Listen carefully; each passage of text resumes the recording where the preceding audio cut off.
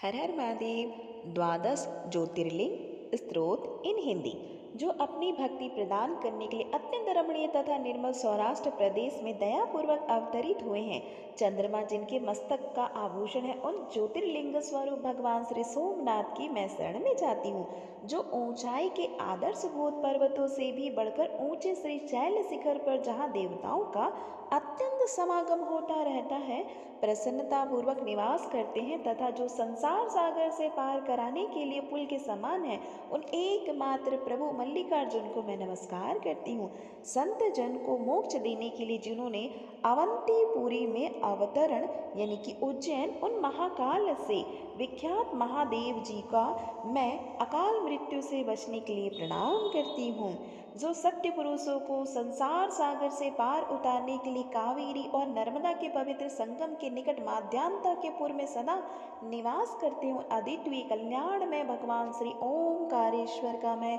स्तवन करती हूँ। जो पूर्वोत्तर दिशा में चिता रूपी के भीतर सदा ही गिरिजा के समान वास करते हैं, देवता और असुर जिनके चरण कमलों की आराधना करते हैं, उन श्री वैद्यनाथ को मैं प्रणाम करती हूँ। जो दक्षिण के अत्यंत रमणीय संलग्न नगर में विविध भोगों से संपन्न होकर आभूषणों से विविध हो रहे हैं, जो एकमात्र सदगति मुक्ति को देने वाले उन प्रभु श्री नागनाथ जी की मैं शरण में जाती हूँ।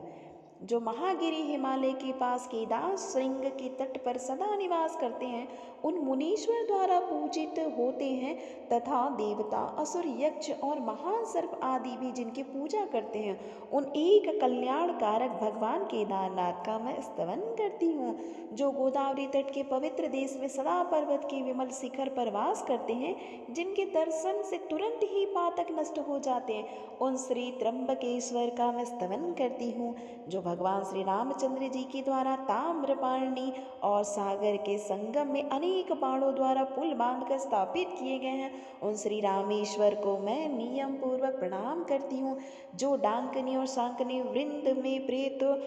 द्वारा सदैव सेवित होते उन भक्ति हितकारी भगवान भीमा शंकर का मैं स्मरण करती हूँ। जो स्वयं आनंद कंद आनंद पूर्वक आनंदवन काशी में वास करते हैं, जो पाप समूह के नाश करने वाले उन अनाथों के नाथ काशीपति श्री विश्वनाथ की मैं शरण में जाती हूँ। जो इलापुर के सुरयू मंदिर में विराजमान होकर समस्त जगत के आराधनीय हो रहे हैं, जिनका स्वरूप बड़ा ही उदार है, उन गणेश्वर नामक ज्योतिर्मय भगवान शिव की मैं